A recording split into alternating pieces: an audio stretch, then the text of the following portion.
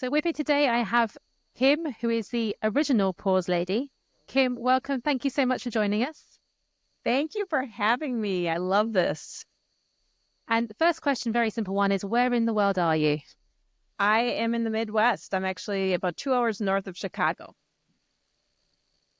Lovely. So anyone in that area, check out for Kim in the future. So first of all, Pause Lady, what's that all about?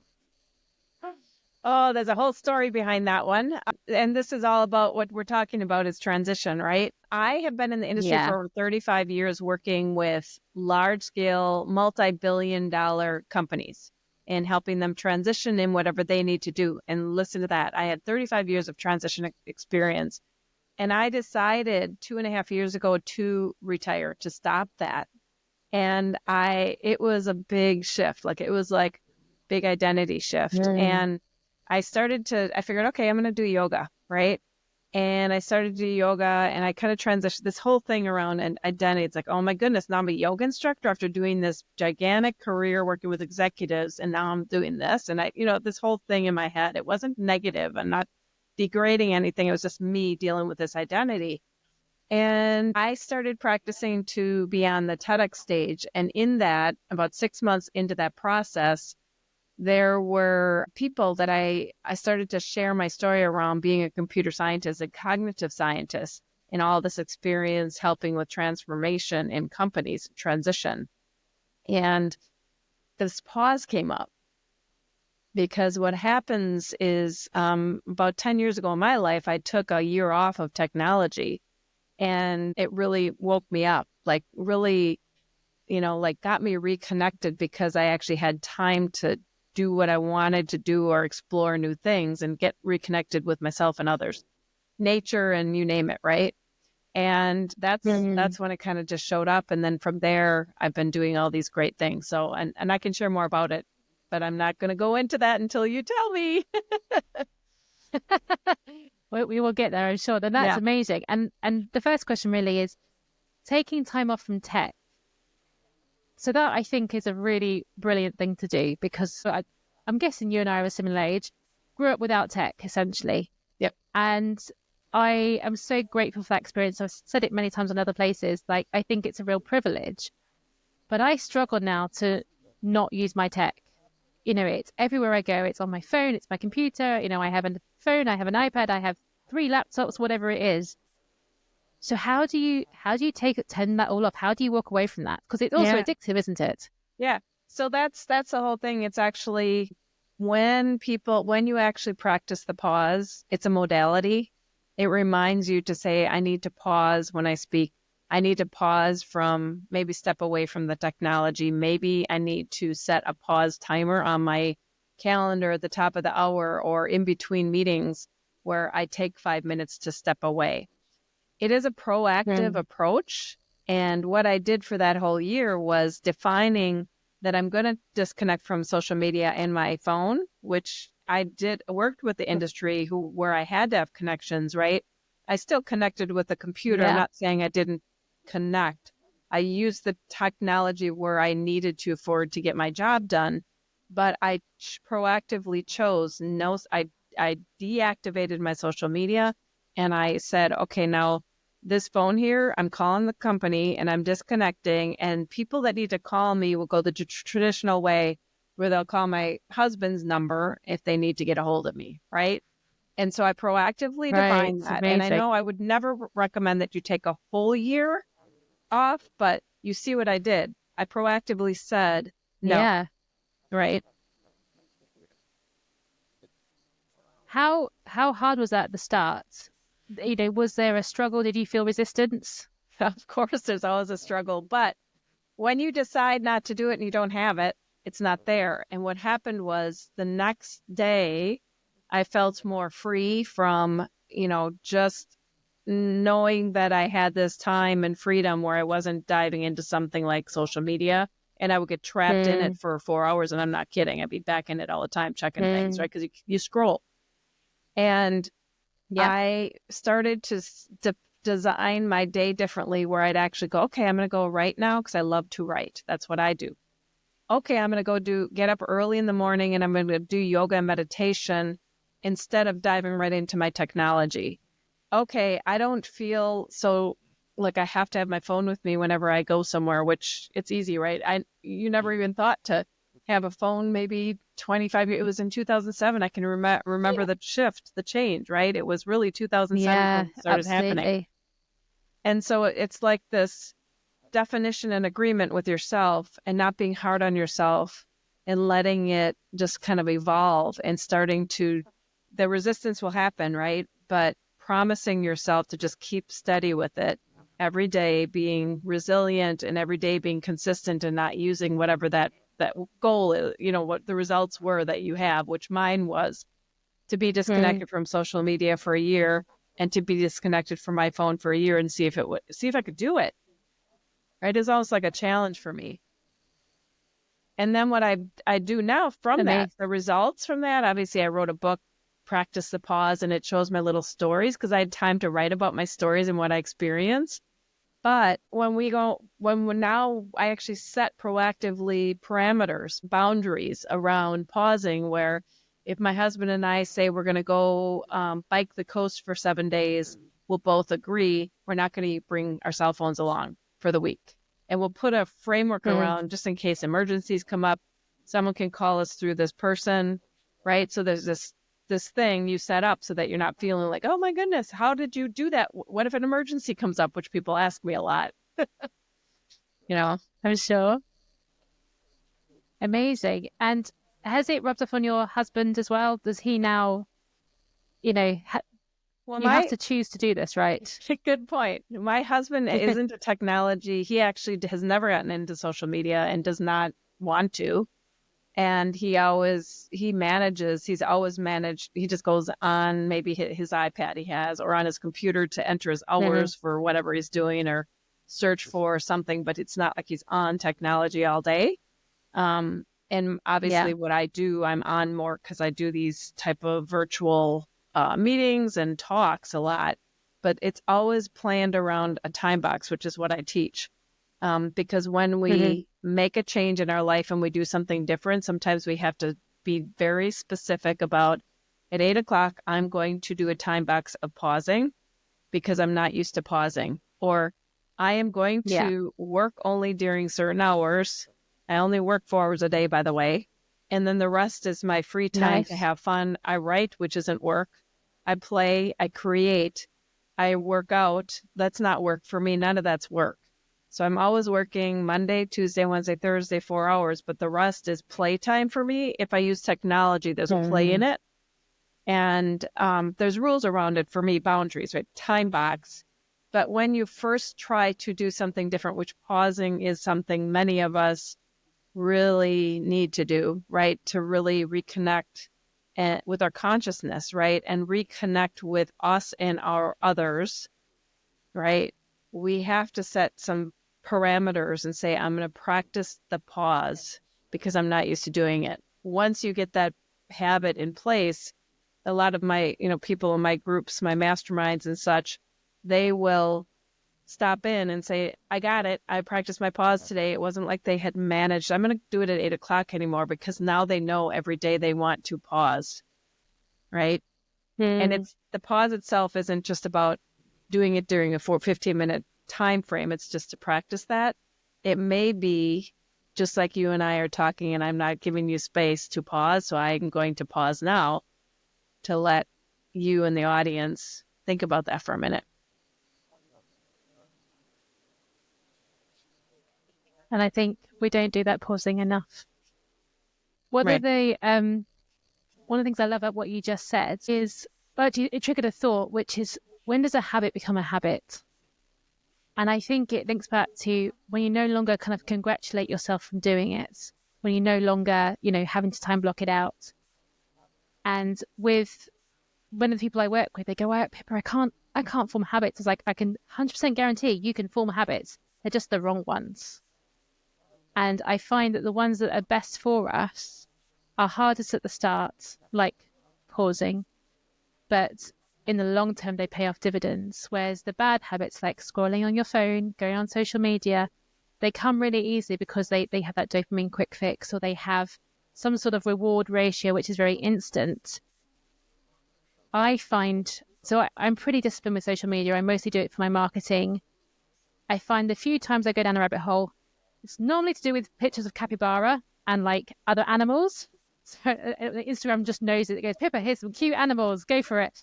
Um, but I occasionally I fall into the trap, but I very quickly go, I'm not getting anything out of this.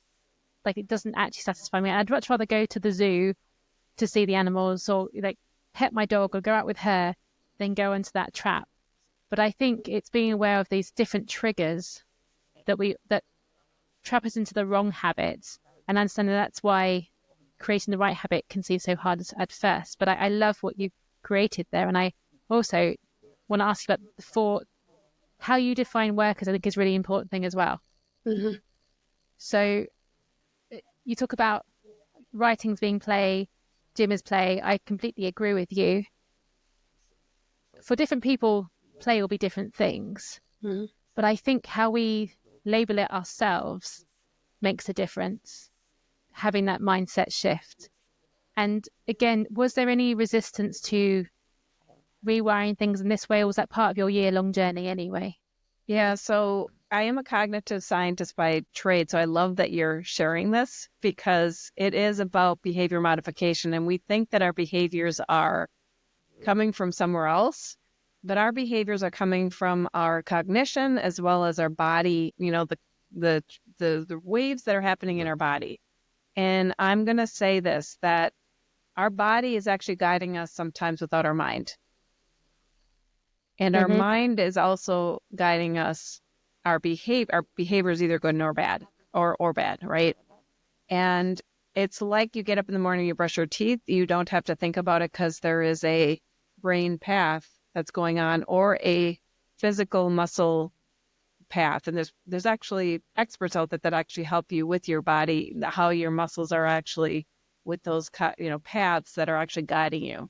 And I could be kind of frank about this. You could have, when my mom was young and she used to work on the farm, they cut off the little chickens' heads and the bodies would move around without the head. And that's really Mm-hmm. what happens Yeah. in our bodies with us living.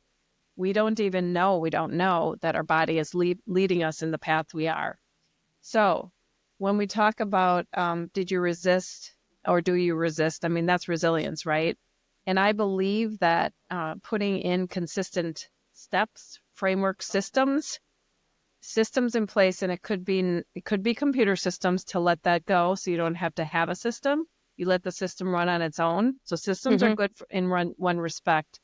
You don't dive into it though and let it lead you, which is what's happening. So there's now a third element that's actually cognition, which is a system that's leading us, if you really think of it, right? It's starting to happen and people aren't looking at it at all as if it's that. So when you design, even using that system, you let it be a system, but you design it so that you actually are owning your own life. You're powerful in your decisions and how you are.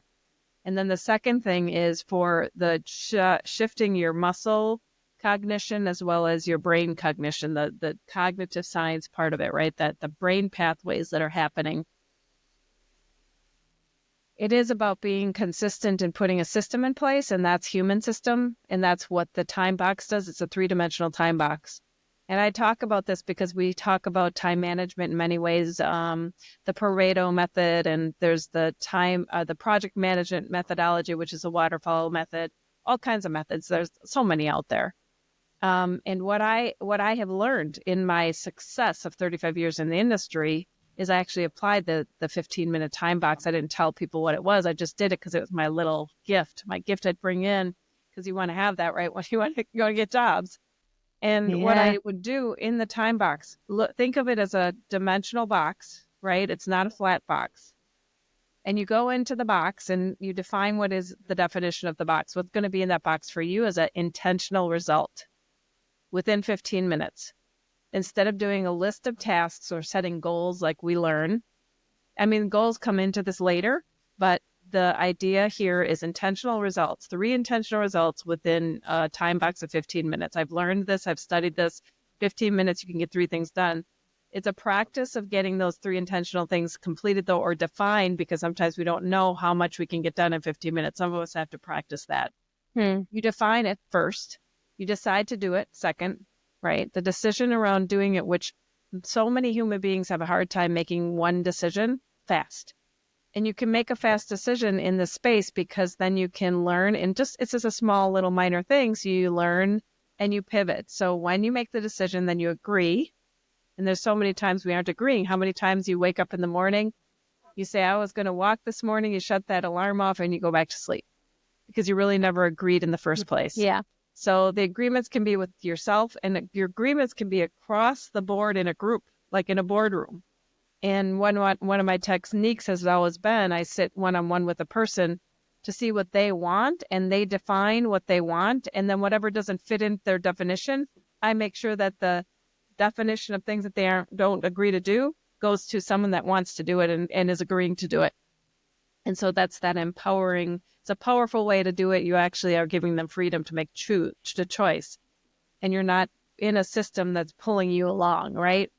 And so you're agreeing, then you do the intentional results, those 3 things that you defined. And then, you decide right at the end, looking back, saying, did I get the results? And if you didn't, you tweak and you say, okay, I forgive myself and give myself grace, and I'll do it again tomorrow in a new way. I'll define the results differently. And then if you did, you give yourself a pat on the back and you said, you did a great job.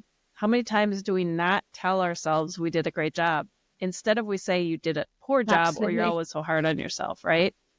And then you just go away and let it go. Yeah. And then you come back to the next time box the next day around or the next time around or whenever it's scheduled. This is fantastic. And do you know the 1% principle of 1% better each day? Mm-hmm. I don't know if you've heard of that, but it feels like that aligns very well with what you're saying here. Because and the 2 key things for me were, one, that pat on the back. This is something that we definitely don't do enough. And the brain is wired to be negative anyway. So, of course, it's going to go, no, you did these 3 things great, but you did this one minor thing really badly, and therefore you have failed as a person. And I'm guessing I'd expect over time with that behavior of like, okay, I did these 2 things great. Well done, me. It gets easier and easier over time to focus on the positive as opposed to the negative with the method you're talking about. But also it is that little shift each day. So what worked, what didn't work. And I love how what you're describing, really, it is achievable. We all have 15 minutes in the day. It's just allowing us the pause to give it to ourselves, right? Right. And the cool thing is, and I know high powered, what do you call them? High ticket coaches, if you want to call them that, the real successful people actually always have 3 intentional results by the end of the day. They don't follow the time box entirely the way it is. But just look at this. If you would apply this approach and get it really down, how much you can actually get done. And I'm going to tell you, people look at me and say, how do you get so much done within a short time? They can't believe it. But it's because I use this technique in everything that I do. Brilliant. And I think it's the consistency as well. And that's part of your technique is you do it every day. And it's, if you're consistent chipping away something every day. I am at university, my first degree, I studied languages. I did Russian. And I remember the best advice I ever had was with learning a language was little and often. And I think that's come to be my byword for almost life. It's just little and often. Like if you want to build a habit, make it small, but do it regularly. And then eventually you stop going, hey, well, I'm doing this. You just do it. I mean, I don't know if you know the app Duolingo. I'm on day 1,457 or something now. And all I know is I have to go once a day, practice one of my languages, and I'm done. But that's so ingrained in my habit. I think if I broke that streak, I would be mortified because it's become such of a habit. I love it. But it's just little. It takes me 10 minutes. 10 minutes is all it takes me, and I'm done. Yeah. And it is these little, and I think, go on. We're so trained to do so much so fast. And even just what happened now, Yeah. There are, it's hard sometimes over the internet. We can't see and sense if a person's going to stop. There is sensing across it. You can learn that. But there are people that will interview me, ask a question, and then go right to continuing on without pausing. and letting me digest it and answer the question, even giving me enough time to digest it. They'll think I don't know the answer, but in reality, I'm just, digesting it. And it's not just me, it's the opposite way around. I watch it and see this happening a lot. And it's like, okay, then I have to interject saying, just a moment, let me answer the question first and we'll go on. But then they don't want to lose what they were, Sure. and they had some really good thoughts. You don't want them to lose all this wonderful, wisdom that they have that they want to share with me as well. It's just, you know, It's hard, isn't it? And it's the brain catching up with the mouth, or the mouth catching up with the brain, or something sometimes. But on the internet in particular, it is harder. yeah. So going back to resiliency then, and a lot of the work you do, I think resiliency is a really important attribute to have. I served in the army. I think it served me well. I wouldn't recommend everyone going into the army to find their resiliency. There are better ways of doing it. What attracted you to sort of the concept of resiliency in the first place, and what made you focus in on that? Well, it's really wild because, I'm writing a collaboration book. It's called Revitalize for the Soul. It's about love and resiliency, those stories of love and resilience. And I do believe that if we have both and more, but both of those things come out of our practicing of what we practice, the modalities of what I just shared. You are resilient because you can step through the system, step through the process, the system that you created and defined, which, whatever that may be, everyone's got different systems, probably 10 million of them out there. I was just in a meeting before this, and this one lady was saying, yeah, that's a system. It was a human system that she has, that she puts in place, and it works for her, and she just knows it's always going to work. So then she can proactively be empowered to live life. And so I think it is the outcome. Love is the outcome of being connected, and communicating and listening and all those things that you do. And resiliency is the outcome of, being consistent and following the systems that work for you and agreeing to follow them, making a decision to follow them. You see all those things.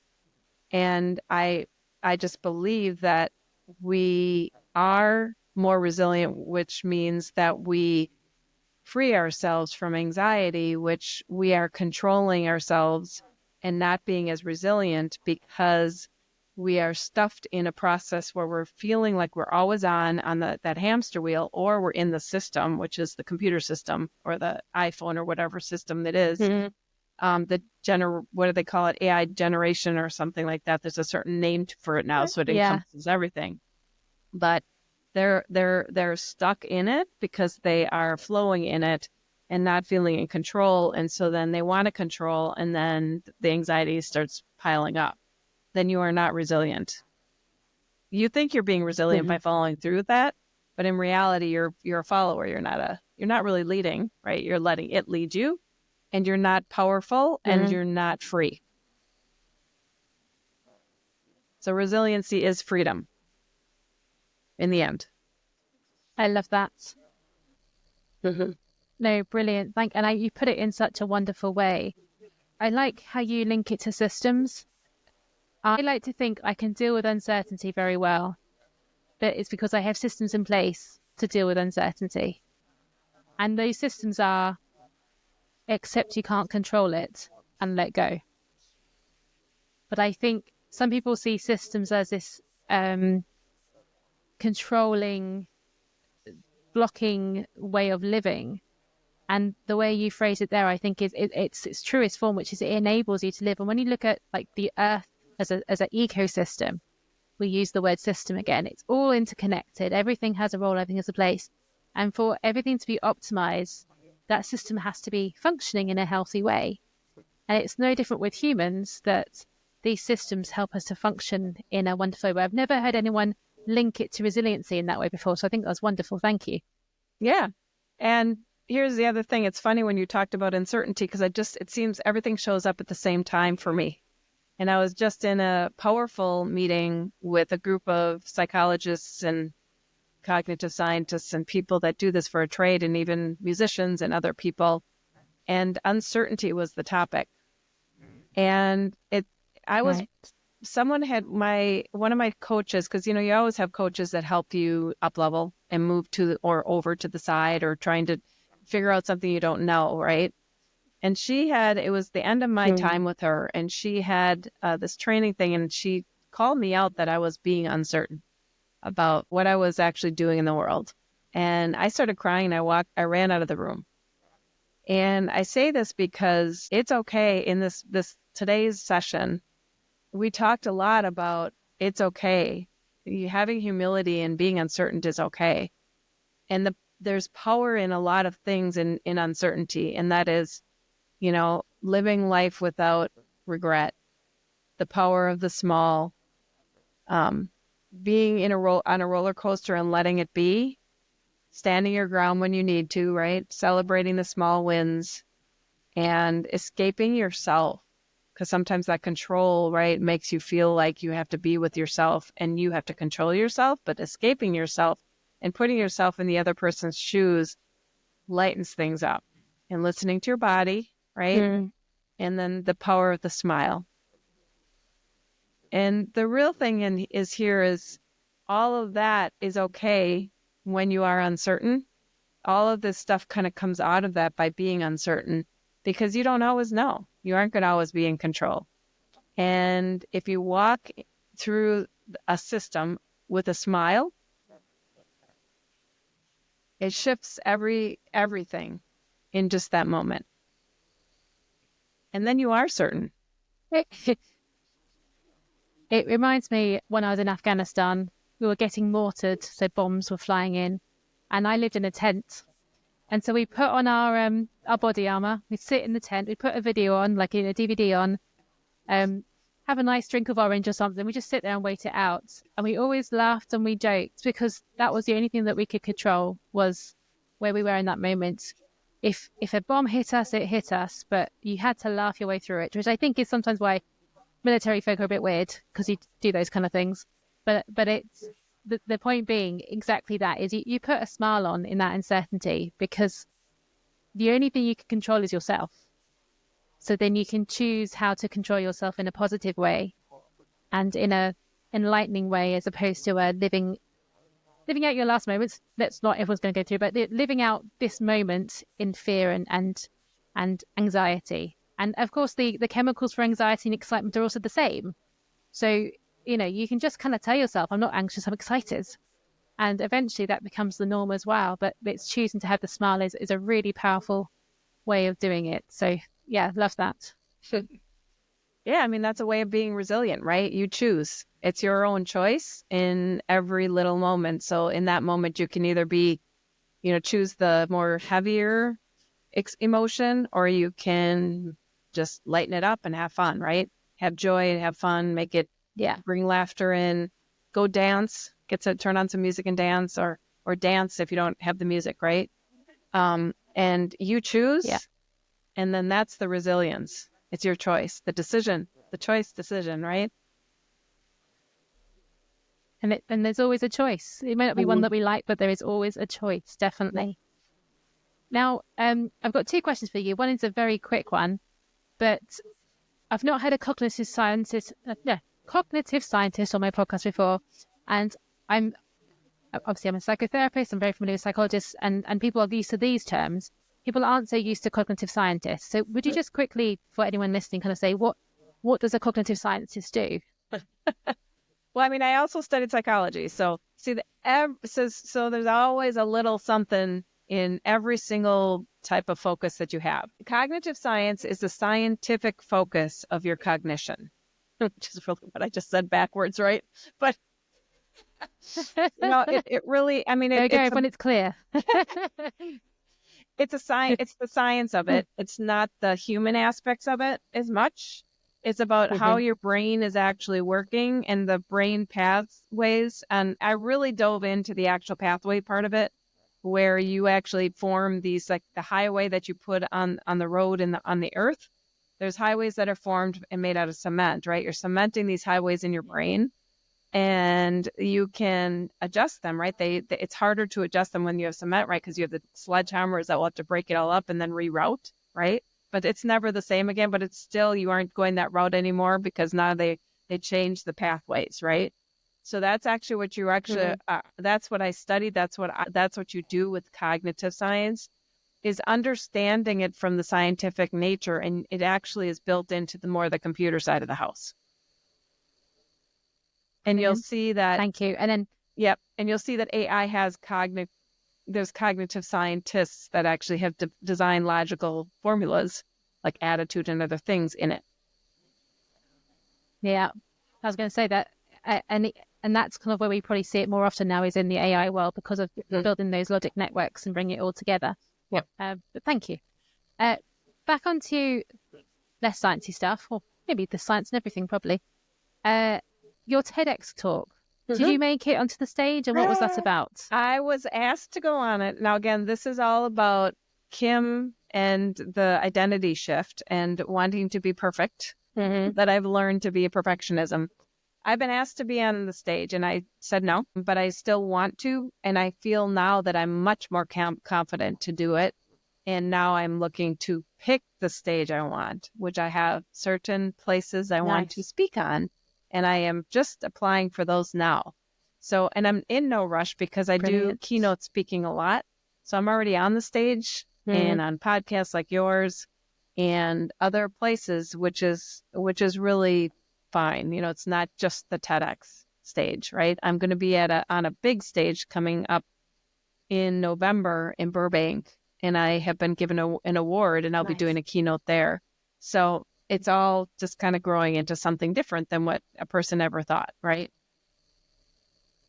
Absolutely, and that brings us nicely back onto your transition and that journey that you had.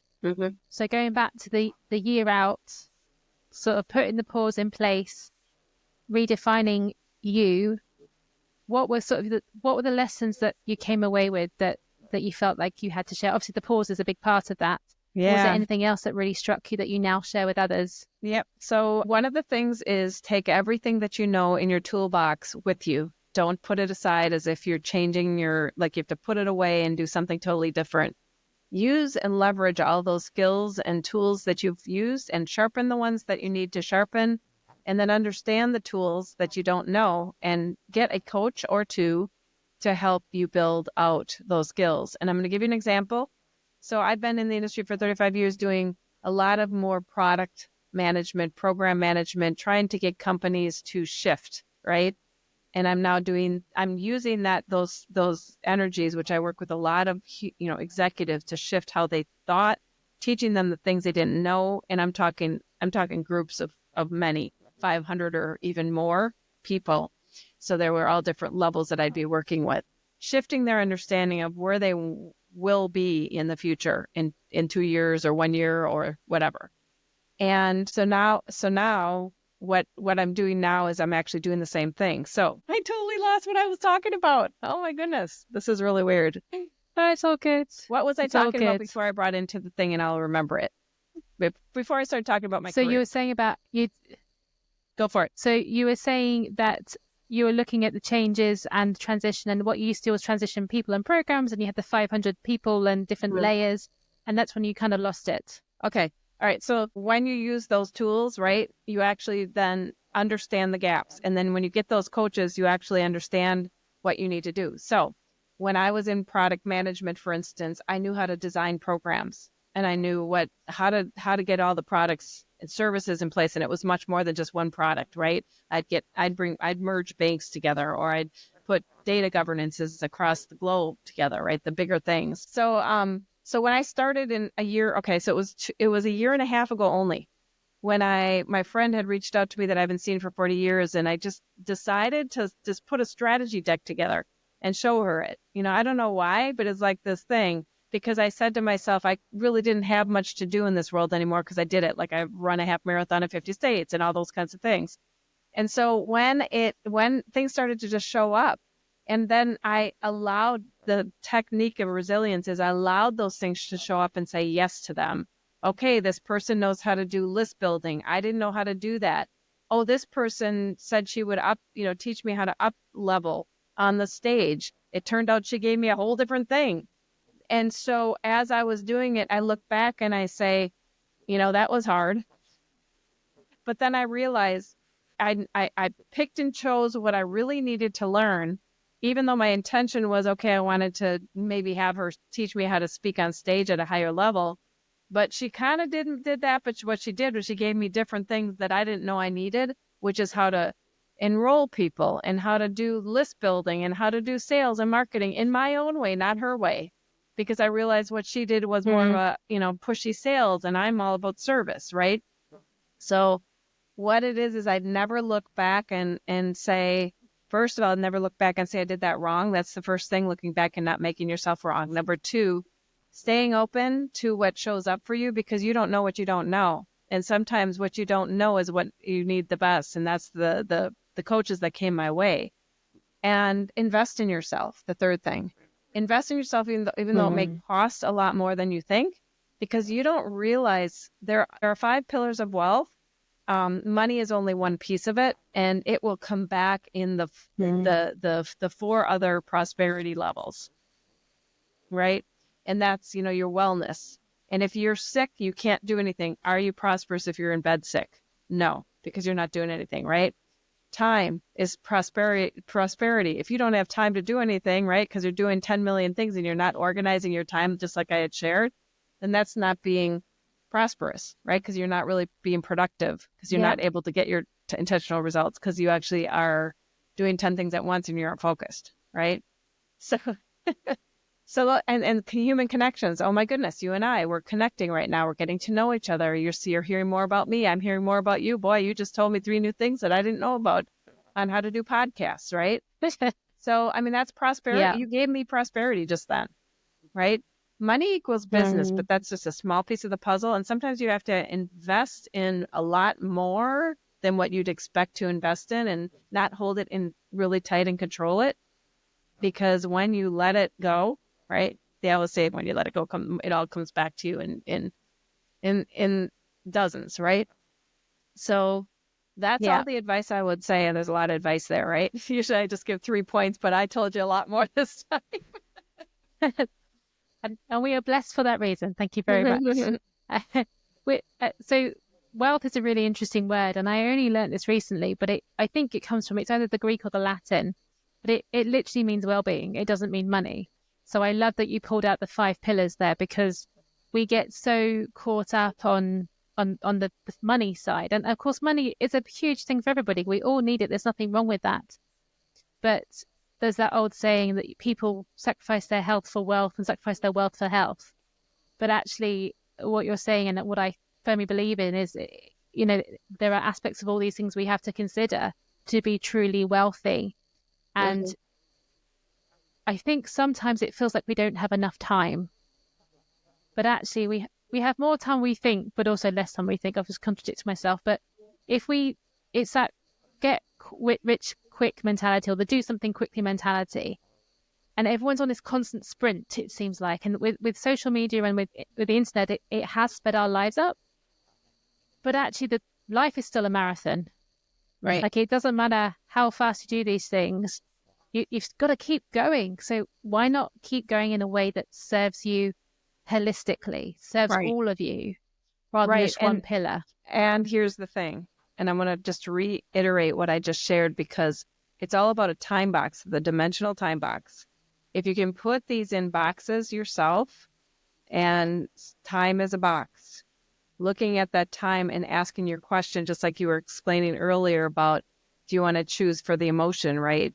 Do you want to choose to do something and it's going to take more time, or do you want to choose something to impact maybe your money? So time is one time box. The next one Mm. is time box, right? Because it's called a time box, but it really impacts your time, which is why I do it. Social wealth, which is the connection part, is the second pillar. And if you don't have any connections, people aren't going to know about you, right? And people aren't going to buy your book if you have it, right? Mm. Or whatever it may be, or watch your podcast.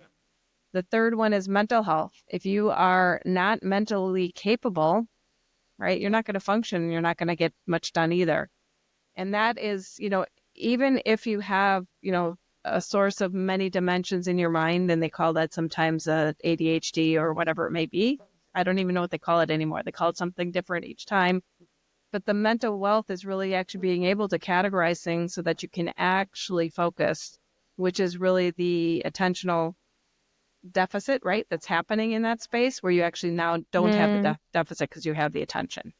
And then the other one is physical wealth, which I shared before. If you're not physically healthy, if you're not taking a walk and getting some fresh air, taking time away from your technology or whatever it may be, or even taking away from the thoughts that you have, you are not physically well.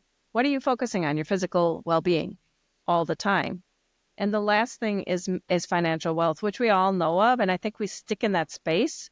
But and I write about this in yeah. my strategic management book. I have a book out there that talks really much about this and helps you practice it. But you're always looking at the 5 pillars, and we look at the time because the majority of people don't have time. In fact, my I call avatar client. My avatar is around in their 30s, and they're usually females, but I have pretty much everyone comes to me. By the way, I have retired folks, I have baby boomers, I have empty nesters, I have transition, I have everyone that comes to me, but specifically I focus on that 35-year-old because I'm leaving a legacy for my 35-year-old daughter, right? So that's my focus. And I'm putting that out in the world because she really already has been taught all these skills. But I'm saying this because the majority are dealing with time issues. So all I'm doing is being more accountable, helping them be accountable. I do teach them a lot from what I've learned for 35 years. Not, don't get me wrong. A lot of people need to know how to do contract Mm, management or what kind, all these things, how to do negotiation, whatever it may be. But many of them are dealing with deficient time. And so when I'll ask them, can you be a part of market research and they'll say, I don't really care about the money. You don't have to pay me, but I don't have any time. So I'll give you an hour. You know what I mean? So that's how mm, time deficient people are I'm proactively managing it, but I've been doing this for years. So I have no issue. And then when you first start out with your entrepreneur position job, which when we talk about resiliency in the last year for me, transitioning from that big corporate type industry into entrepreneurial, where I still work with corporate executives, but it's just one-on-one now. During that time, mm-hmm. though, is, is the time when you spend a lot of time where in the beginning, I wasn't working 4-hour days for 4 days, but I worked from only a year ago, 13 hours a day or more to get it set up. Now that I have everything set up with the systems, now I can't. And I think you've just highlighted amazingly both the power of the pause and the power of systems by doing that. So that's amazing. What would you say to people who go, yeah, okay, that's you. And Kim, you've had experience in corporate, you've learned all this stuff, you're a scientist. How can I do that? How is that possible for me? Well, you reach out to me because I can help. Well, honestly, though, Excellent. I would think that you could probably go out. I actually I have 44 books out there, and it's all coming from all of my experience. You can go out to Amazon and find all of my books. You can read about them. They're applied books, and they direct you to tools that I have actually created just for those specific things. So in particular, this 5 pillars of wealth is one out of many, right? That the 5 pillars of wealth have tools, like a playbook and a blueprint and all those kinds of things, but they're applied templates. So you can actually use them and practice them. Practicing the pause is another book. The time box is another book. So it actually shows you how to do the time box. You can the book itself, you get the book and it'll remind you to pick it up, and it's a practice book, right? So then you can go to this chapter and say, oh yeah, I gotta go. This is how I do it again. Because sometimes you don't remember. And I've got a podcast just like this. I've got sound bits, and it gives you 8 minutes of every little nugget of information that you can use to apply in your life. So there's all kinds of things. It's not, I was just being funny about it. I mean, but I have a But they can specific, come to you as well. they can, but I don't have, I have a very small group of people that I take on because I only am one person. So Absolutely. yes. Amazing. And and so people do want to find you. Where can you be found? KimGroshek.com, and the links to my books are there. The stages that I have this pause talks, which you can come and learn there. Revitalize Summit's another one that they can come and listen to, revitalizing, right? and podcast link is there and everything. So Brilliant. Thank you. And final question. If you could have one word for the next year, what would it be? pause. Brilliant. Thank you. Kim, thank you so much for your time. It's been fascinating. We'll make sure all your links are in the show notes. But really wonderful. And I look forward to hearing more about the pauses and looking into myself a bit more. So that's wonderful. Thank you. You're welcome. Thanks for having me.